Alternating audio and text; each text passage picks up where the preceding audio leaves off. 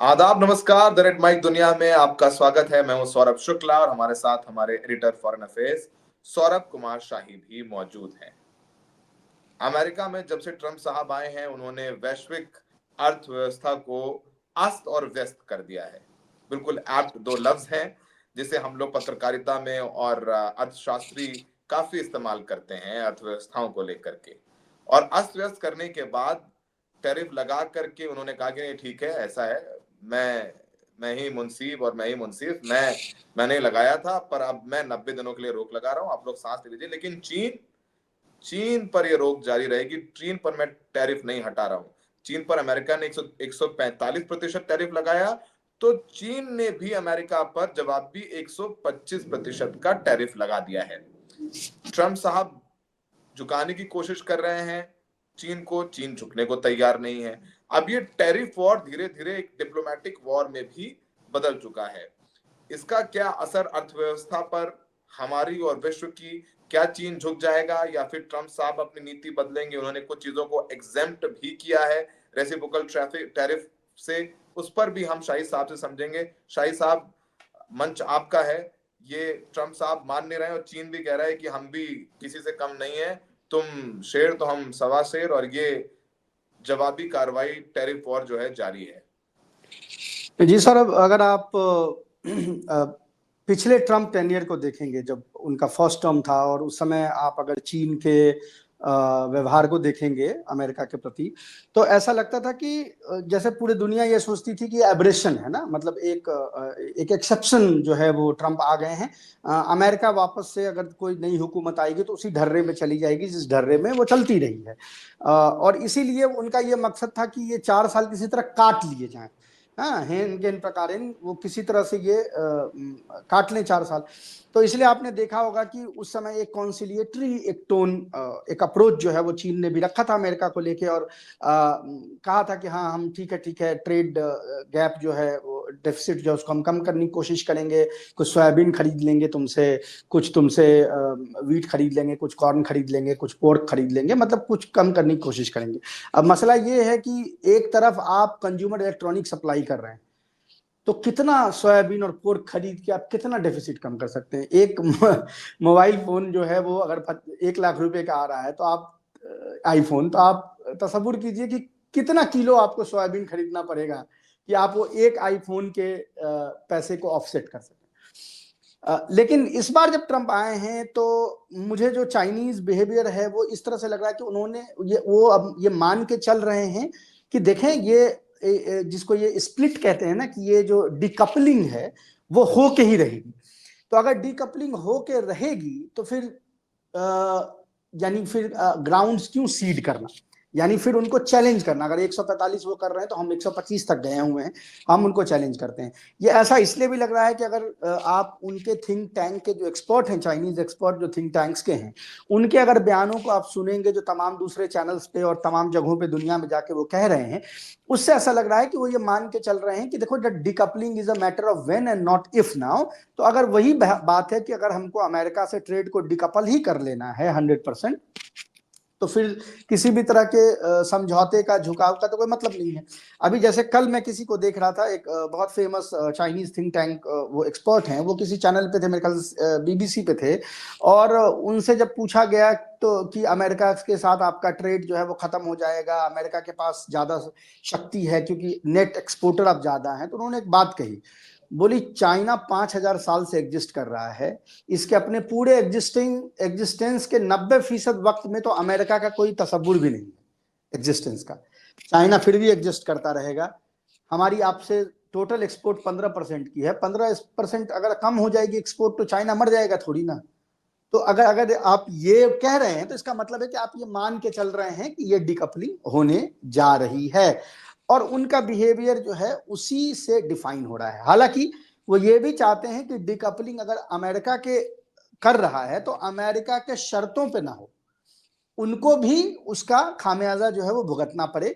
और इसीलिए तमाम और चीजें ऐसी हैं जो चाइना से इंपोर्ट अमेरिका करता है बड़ी तादाद में, उस पे उन्होंने बैन लगा दिए हैं। जैसे रेयर अर्थ, अभी हमने एक स्पेशल एपिसोड भी किया था कुछ महीने पहले इस पे कि कैसे रेयर अर्थ मिनरल को एज अ टूल वो यूज करना चाहते हैं।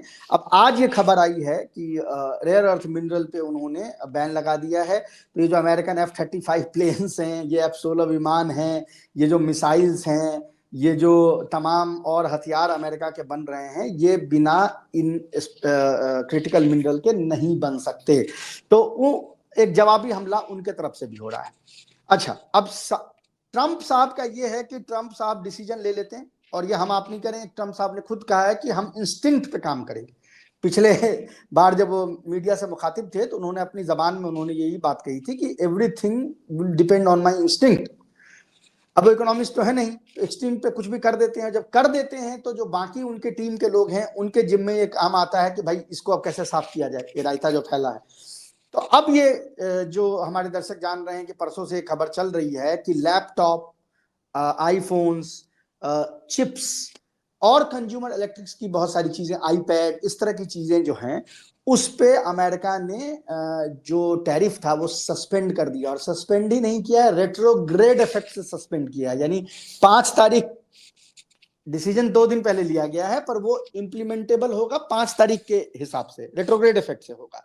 तो यानी एक जो प्रेशर बनाने की मांग थी, क्योंकि चाइना के पूरे एक्सपोर्ट का, अमेरिका का 22% जो है ये हाईटेक एक्सपोर्ट है। तो सडनली चाइना के 22% एक्सपोर्ट जो है उस पे से टैरिफ जो है विड्रॉ कर दिया गया। तो ये आप देख सकते हैं कि किस तरह से ये अमल और रद्द अमल हो रहा है। शाही साहब, आपने बड़े अच्छे से समझाया कि लगभग 15% की डिपेंडेंसी है चाइना की अमेरिका के ऊपर। अमेरिका को फायदा क्या है? ये आप कह रहे हैं डीकपलिंग अब होके रहेगी, लेकिन अमेरिका या ट्रंप साहब अचीव क्या करना चाहते हैं? भाई, आईफोन, लैपटॉप, चिप्स और दूसरे कुछ इलेक्ट्रॉनिक आइटम से उस पर हटाना पड़ा टैरिफ।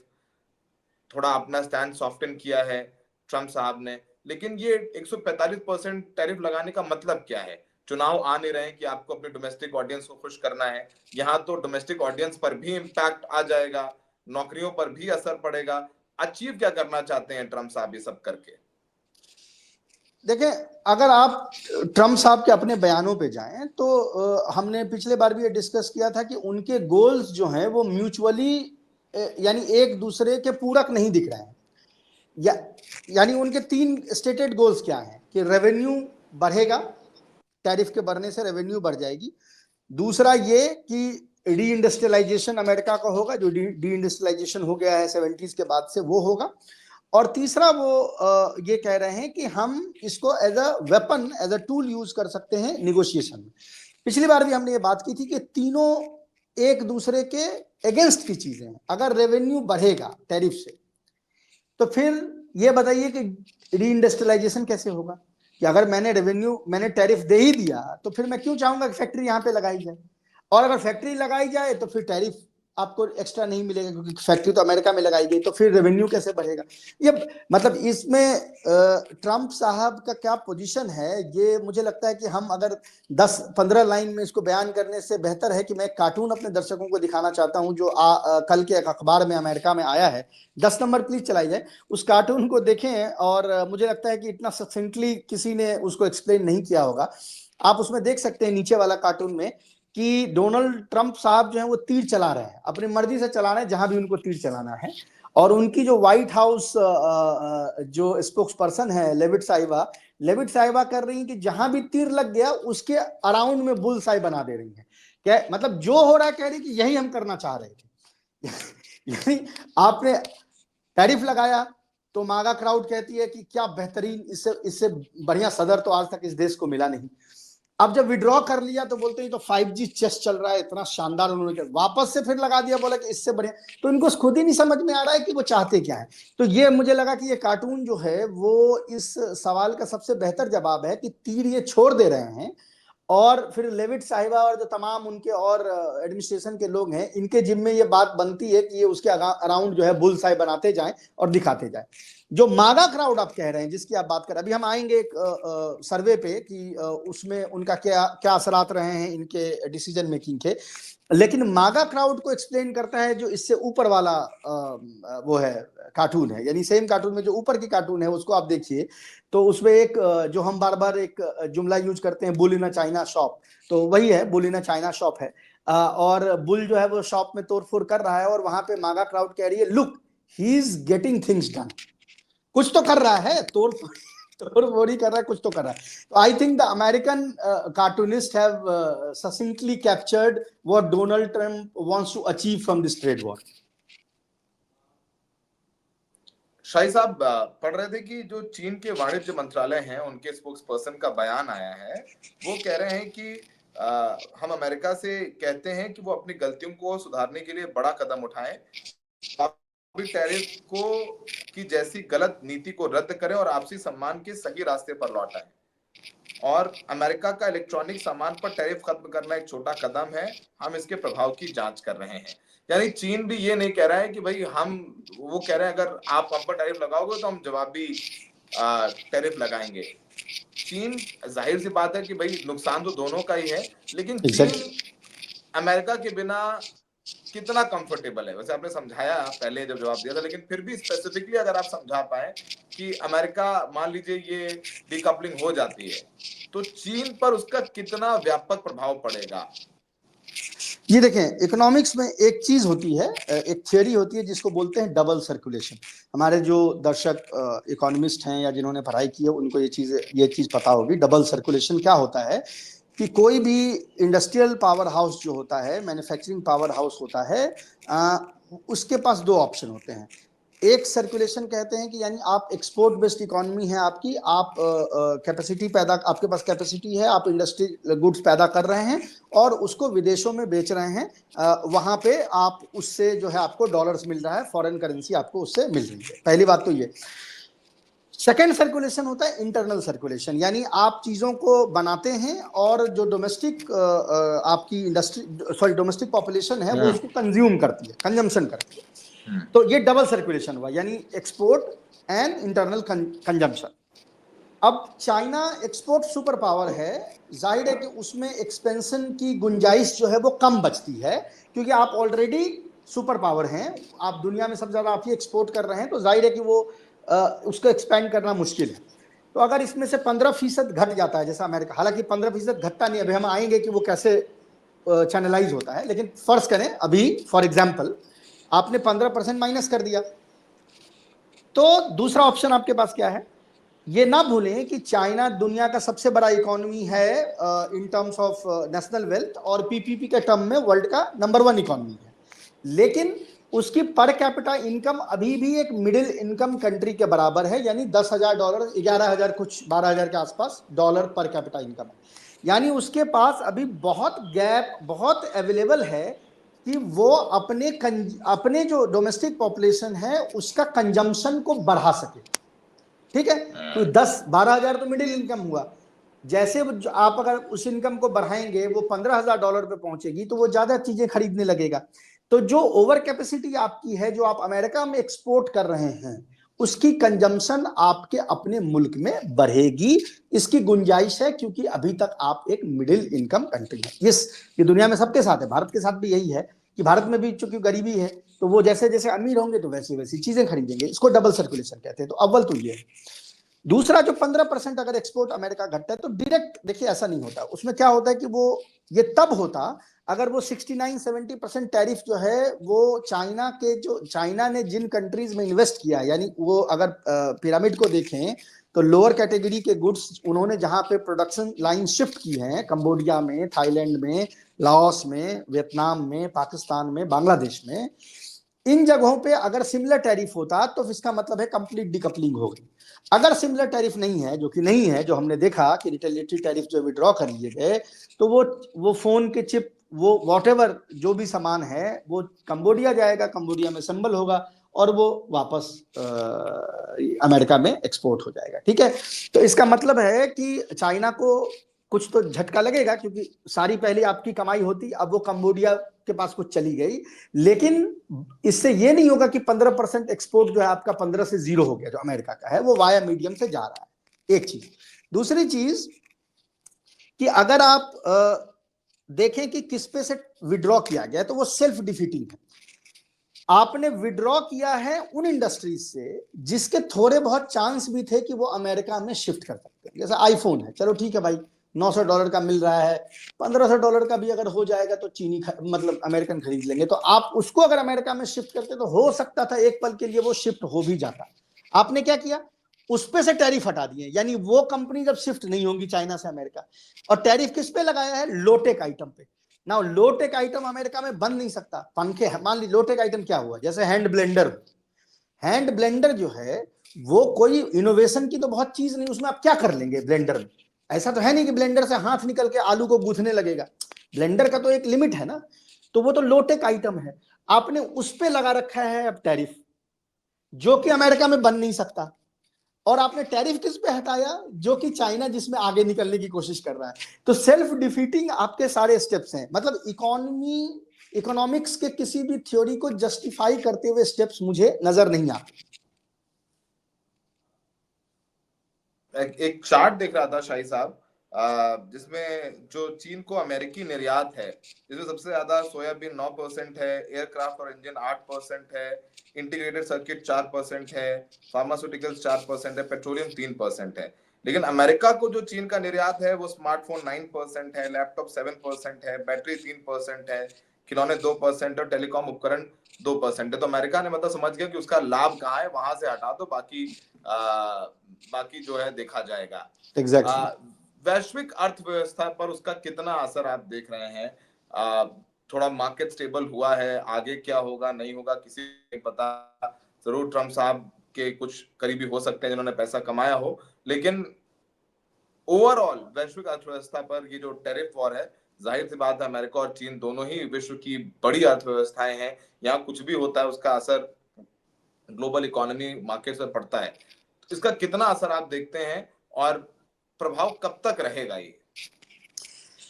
देखिए, अगर तो बैक रूम कोई निगोशिएशन चीन के साथ हो भी रही होगी तो, अब जैसे आपने ब्रेकडाउन अभी दे दिया, अमेरिका के एक्सपोर्ट का आपने ब्रेकडाउन दिया, सोयाबीन है, ये कोई हाईटेक आइटम तो है नहीं, बिल्कुल नहीं। अमेरिका से नहीं खरीदेंगे आप, चले जाएगा वो, खरीदेगा कहाँ से, ब्राजील से खरीद लेगा, ठीक है, इक्वाडोर से खरीद लेगा, पनामा से खरीद लेगा, तमाम meso American Latin American country जो है सोयाबीन उपजाते हैं, ठीक है। अब मसला ये है कि अमेरिका ये कहता है कि आप हमसे एग्रीकल्चर आइटम खरीदें, सोयाबीन हमसे खरीदें।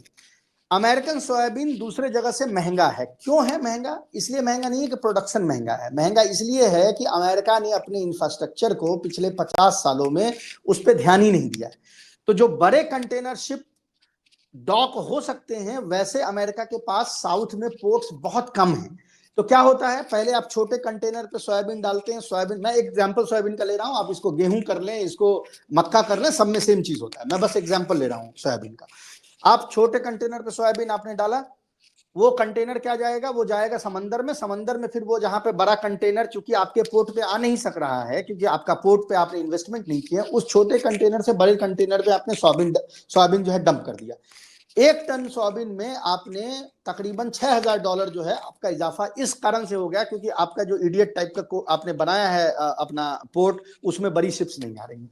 अब ये दुनिया में किसकी गलती है? भारत की गलती तो नहीं है कि आपने अपने इंफ्रास्ट्रक्चर पे नहीं किया और इसलिए आपके एक्सपोर्ट में ऐड हो गया ना। छोटा शिप जो लेके जा रहा है, ह्यूमन आवर्स लग रहे हैं, छोटे शिप से बड़े शिप में ट्रांसफर हो रहा है, those things add to the prices, ठीक है। इसीलिए आप कॉम्पिटिटिव नहीं है। आपने पहला बताया सोयाबीन, मैंने उसका एग्जांपल। दूसरा आपने क्या बताया, एरोप्लेन। आप बताएं कि 2 एक्सीडेंट, बहुत अपने गलती से 2 बड़े एक्सीडेंट किस प्लेन के हुए, बोइंग के हुए। उसके बाद से पिछले 4 साल से हम सब जानते हैं बोइंग की क्या स्थिति है। Boeing is almost completely grounded. जो उनका फ्यूचर बनाने वाला जो प्लेन था 737 मैक्स, वही ग्राउंड हो गया।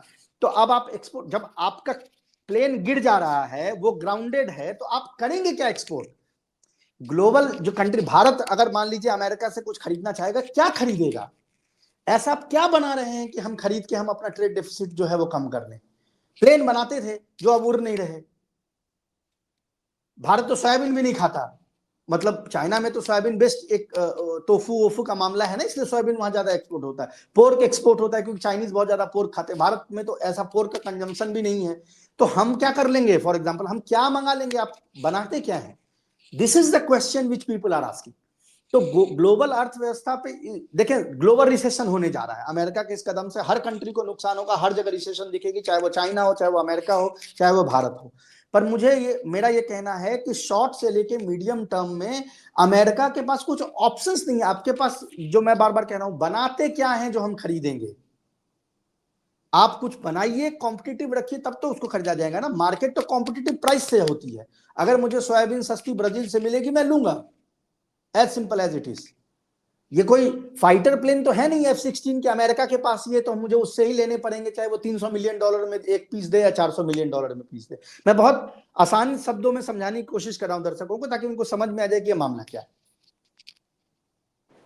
भारत पर प्रभाव?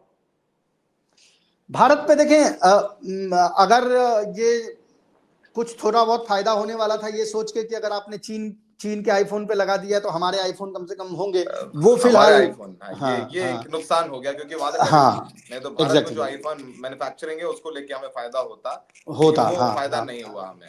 एग्जैक्टली। अच्छा, दूसरा ये भी है कि देखें, आईफोन एक इक्विपमेंट है। आपके यहाँ इंडस्ट्रियल पॉलिसी जो भी रही हो, वो एक कॉग और व्हील वाला शेर बना देने से कंपनी आके प्रोडक्शन शुरू नहीं कर देती है। उसके उसके इंफ्रास्ट्रक्चर बनाना होता है, इंटीग्रेशन बनाना होता है, तमाम चीजें होती है। यही रीजन है कि वो कंबोडिया और वहां गई, आपके यहाँ नहीं आई। ठीक है, तो हमको भी लॉन्ग टर्म सोचना होगा कि हम इसमें क्या कर रहे हैं। क्या हमारा पॉलिटिकल सिचुएशन स्टेबलाइज्ड है? क्या हमारा सोशल सिचुएशन जो है स्टेबलाइज्ड है? नहीं है तो वो बाहर की कंपनी, जो चाइना से निकलेगी कंपनी, वो जाएगी कंबोडिया, ताइवान, भैया वो आपके पास क्यों आएगी? ये जो IMF है उसके मुताबिक इस साल कुल वैश्विक अर्थव्यवस्था में भारत और चीन की अर्थव्यवस्था की, सॉरी माफ कीजिएगा, वैश्विक अर्थव्यवस्था में अमेरिका और चीन की अर्थव्यवस्था की हिस्सेदारी करीब 43% है। तो मतलब ये जो, जैसा आपने बताया कि वैश्विक अर्थव्यवस्था, और आपने बहुत अच्छा एग्जाम्पल दिया, जो आपस में ये जो आप कह रहे हैं कि ग्लोबल मंदी, बस ये मुझे पता है वो ट्रम्प के दिल में क्या है, वो ट्रम्प ही जाने, उनकी लीला वही जानते हैं। पर ये जो 90 दिन का हॉट लगाया है, मतलब जाहिर सी बात है स्टेबिलिटी तो नहीं ही है। आपको लगता है कि 90 दिन बाद ये लागू कर देंगे, या फिर उसके बाद पुनर्विचार करके इसको बढ़ाते रहेंगे, कि मतलब तलवार लटका के रखेंगे कि हम चला सकते हैं अगर तुम हमारी बात नहीं मानोगे? क्या लगता है आपको? देखें, ये जो इन्होंने विड्रॉ किया है, ये इन्होंने डर से किया है। ये कोई बेनोवेलेंस में इन्होंने नहीं किया। ये जो रेसिप्रोकल टैरिफ की बात कर रहा हूँ, ये चाइना वाली नहीं जी है, जी रेसिप्रोकल टैरिफ की बात कर रहा हूँ। ये इन्होंने कोई बेनोवेलेंस में नहीं किया, इन्होंने डर के किया है। डर इसलिए किया है कि अमेरिका के जो क्लोजेस्ट एलाइज हैं, ये जो ट्वीट अभी चल रहा है इसको फ्रीज कर दे प्लीज, जो अभी जा रहा है। अमेरिका के जो क्लोजेस्ट एलाइज हैं, जापान, कनाडा, ये सब जो बिल्कुल जिसको कह सकते हैं कि एकदम टाइट बाय द हिप थे, ज्वाइंट एट द हिप थे, इन्होंने बड़े अमाउंट में ट्रेजरी बॉन्ड्स जो हैं वो ऑफलोड करने शुरू कर दिए थे, और अमेरिका उससे बिल्कुल स्पूक्ड हो गया। ये बात खुद मान रहे हैं Trump, straight comes straight from the horses mouth. ठीक है, इसमें जो कनाडा का रोल रहा है नए प्राइम मिनिस्टर का, वो मतलब वो आश्चर्यजनक रहा है। अमेरिका ने कभी सोचा नहीं था कि कनाडा के पास इतनी ताकत आ जाएगी कि वो इस तरह से रिटेलिएट करेगा। लेकिन जब when you push a cat to the corner, तो फिर वो कैट आप पे हमला करती है, चाहे वो आपसे कमजोर हो। तो ये चीज जो है वो बेनोवेलेंस में नहीं हुई है। ये चीज इसलिए हुई है कि उनके पास भी एक इंस्ट्रूमेंट था, वो बॉन्ड्स का इंस्ट्रूमेंट था, जिसको इंस्ट्रूमेंट को उन्होंने विल्ड किया। यानी कनाडा ने किया, जापान ने किया, और शायद यूके, फ्रांस और जर्मनी भी करने वाले थे, जिस डर से अमेरिका ने ये रेसिप्रोकल जो हटाया है। अब आप निगोशिएट किस तरीके से करते हैं, ये भी इस चीज से भी इसका इंपैक्ट पड़ेगा।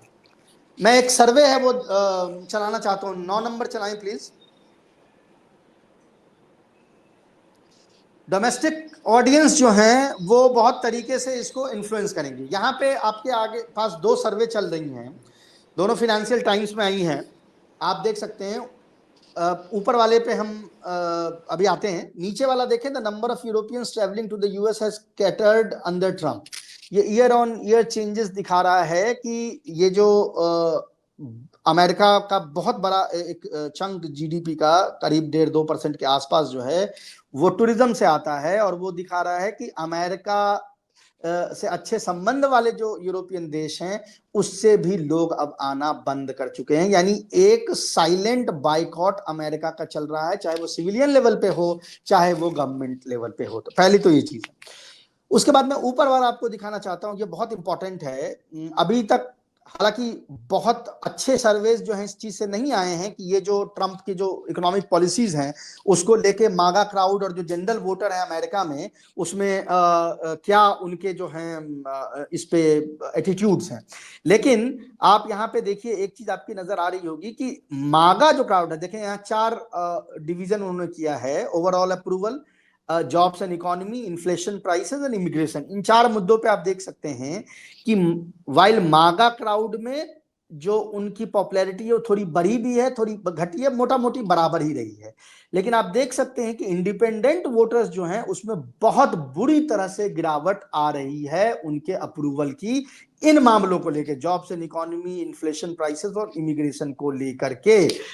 आप, मैं यहाँ दर्शकों को बता दूं कि ये कौन वोटर हैं। ये वो वाइट वोटर हैं जो सबर्ब्स में रहते हैं। ये वो वाइट वोटर्स हैं जिन्होंने इस बार जो है वो डोनाल्ड ट्रंप को वोट किया। नॉर्मली वो इंडिपेंडेंट वोटर कहलाते हैं। इसमें तमाम वोटर्स जो हैं वो कुछ ब्लैक्स भी हैं, कुछ इंडियन अमेरिकन भी हैं, कुछ अमेरिकन इंडियंस भी हैं। इस तरह के वोटर्स हैं जो इस बार, कुछ लैटिनोज भी हैं जिन्होंने रैंक तोड़ के इस बार ट्रंप को वोट किया था। तो आप देख सकते हैं कि उसमें एक बहुत क्लियर गिरावट जो है वो नजर आ रही है अप्रूवल रेटिंग की। तो ट्रंप का एक ध्यान, एक आंख जो है इस तरफ भी होगा कि कहीं ऐसा तो नहीं है कि हम जो ये काम कर रहे हैं उससे इसमें इतनी गिरावट आ जाए कि अगले साल जब मिड टर्म पोल हो तो हम हाउस और सीनेट दोनों हार जाएं। तो ये भी एक इंपॉर्टेंट कंसिडरेशन होगा। कंसिडरेशन होगा। तो हमने सारे पहलुओं पर बात की। आईफोन, लैपटॉप और चिप्स पर से क्यों टैरिफ हटाया, चीन झुकने को तैयार नहीं है, आईएमएफ क्या कह रहा है, भारत पर क्या असर, विश्व की अर्थव्यवस्था पर क्या असर, सब पर चर्चा हो गई है। इस विषय पर हम लोग लगातार नजर बनाए हुए हैं और तमाम अपडेट्स के साथ पहले भी आपके पास आए हैं और आगे भी आपके पास आते रहेंगे। द रेड माइक दुनिया को आप अपने दोस्तों के साथ, अपने परिवार में शेयर करें, क्योंकि जो टैरिफ वॉर चल रहा है उसे आप भी अछूते नहीं हैं। आपकी नौकरियों पर, आपका जो इन्वेस्टमेंट है, सब पर असर है। इसलिए सही जानकारी, क्रेडिबल जानकारी के लिए द रेड माइक पर, द रेड माइक दुनिया पर इस विषय पर चर्चा देखते रहिए, एनालिसिस देखते रहिए। हमें देखने के लिए बहुत बहुत शुक्रिया।